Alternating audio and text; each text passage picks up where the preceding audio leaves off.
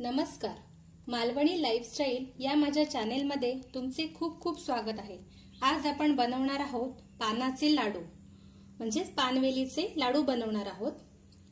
तर हे लाडू तुम्ही जेवणानंतर मुखशुद्धीसाठी खाऊ शकता। ज्यांना पान आवडते त्यांनाही माझी रेसिपी नक्की आवडेल। चला तर मग आता आपण रेसिपीला सुरुवात करूया। पानाचे लाडू तयार करण्यासाठी मी इथे पानवेलीची 10 पानं घेतलेली आहेत। 1 वाटी दूध, 1 वाटी डेसिकेटेड कोकोनट आणि अर्धी वाटी साखर घेतली इथे। सर्वप्रथम इथे मी पानांचे जे देठ आहेत ते काढून घेणार आहे आणि पानांचे तुकडे करून घेणार आहे।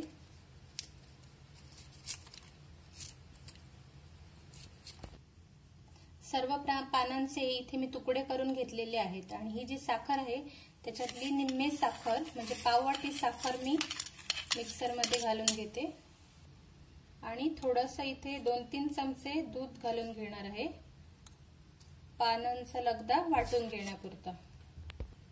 इथे मी अशा प्रकारे पानांची आपली पेस्ट तयार करून घेतली आहे।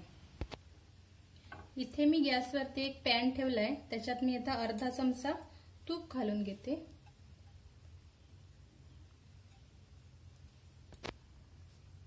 तूप तापल्यानंतर आपली जी कोकोनटची पावडर आहे, डेसिकेटेड कोकोनटची, ती मी आता तुपावर घालून अर्धा मिनिट परतून घेणार।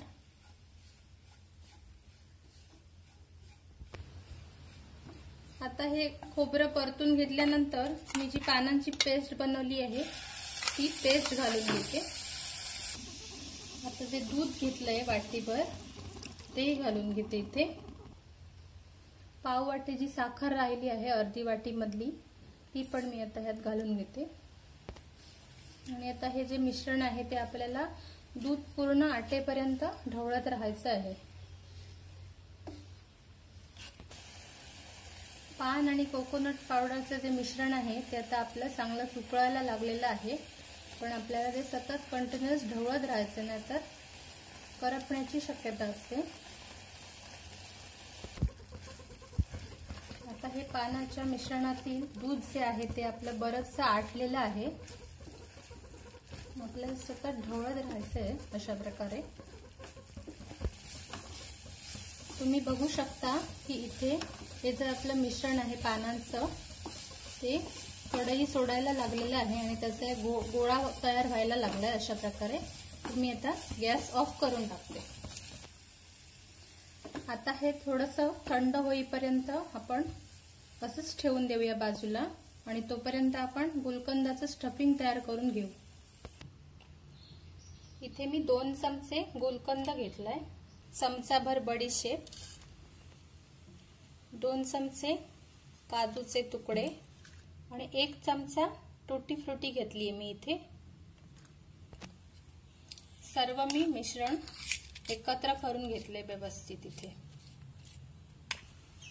पानाचं मिश्रण आता गार झालेलं आहे, तर आता आपण त्याचे गोळे करून थोडासा खोलगट वाटीसारखा आकार देणार आहे मी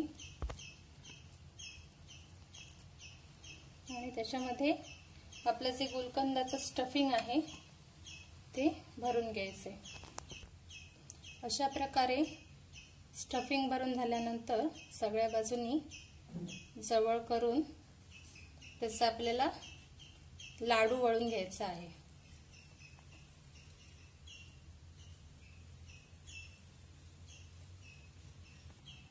अशा प्रकारे मी उरलेले जे आहेत ते सर्व लाडू बनवून घेते।